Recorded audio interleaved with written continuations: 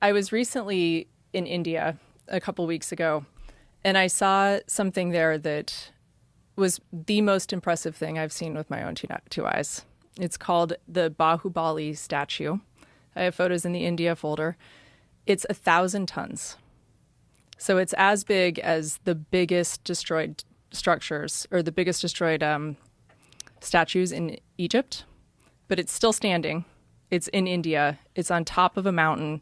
It's made of granite. That's a person. Whoa. At the bottom of it. Oh. Holy shit. It's made of white granite. There's, the jury's out on whether it was moved there, built somewhere else and moved there, or whether this was built at the top of the hill from living stone. But in my mind, this thing is clearly machined. It's absolutely perfect. Those ears are 5.5 feet long. Whoa. Look at the lips and the fingernails and everything. Look how crazy the precision is. It's perfect. Look at the head. So these are all photos I took while I was there. It stands, it's 60 feet tall. It's 1,000 tons. So it's the largest standing statue on Earth from ancient times. And where's the stone supposedly coming from? Well, the story is, and I actually think I believe it, the whole mountain is granite. And so in order for this thing, so that's just it poking out above the temple that's built around it. That's mad. It's insane. The story is that basically it was... Look at the leaves on his arm. That they built it out of living stone, that it's still connected to the mountain. And it kind of looks like that when you walk around it. You can see this rough stone at the bottom. But it looks very different than the stone from the mountain itself. So this is a white granite.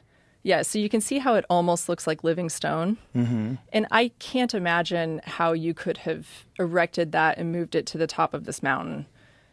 So I personally believe that it was found, it was built there. Wow. So that was probably just a big ass rock that was there, and they chipped away everything to make that. I mean, there's two options. One, maybe it was a big rock, but look how much would have had to have been reduced. And look at the stones to the right. You can see how different they look than the statue itself.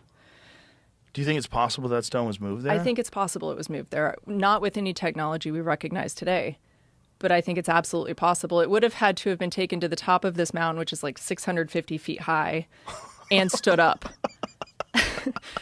But even if it was a standalone boulder like the ones you see below it, that's still an extraordinary feat to carve that thing in almost perfect symmetry in a way that looks very, very machined.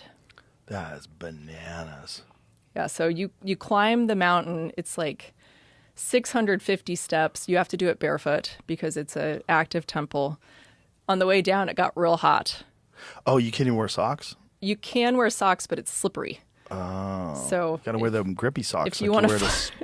I didn't think of that. Yeah, like for Pilates. Yeah. Wow. It's an amazing place. And it's still, the beautiful thing about it is it's still just revered as a holy site. So the Jains take pilgrimages there. Every 12 years, they have these major ceremonies where they pour milk and honey and things like that over the top of it. They build a big scaffolding.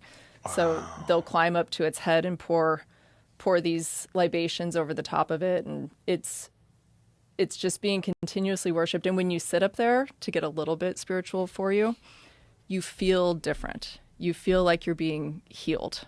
Like, we had a plane to catch, and I didn't want to leave. We sat in front of that. It was my brother and I, and we sat in front of it for as many hours as we could before we had to go catch our plane. Wow. What was going on back then? This is the real big question. Like, what was the height of sophisticated civilization 10,000, 12,000 years ago? What was it really like? And how much information did we lose because of the flood? Yeah. What's interesting is if you look at Jain mythology, So they talk about these great half cycles that are an incalculable number of years. And they're called Tirthankaras, so they're like the kings, they're not kings, they're like the enlightened ones of the period. The first Tirthankara was Bali was the son of that enlightened being. He was described as being over a mile tall, fully enlightened, right? He was described as millions of years old. And these are their myths that go back to an incalculable amount of time, and that's just in this half cycle. So that they just describe these major cycles of time. And the images that they're building at the top of these mountains are of these enlightened beings that are part of these like ancient myths. Jeez.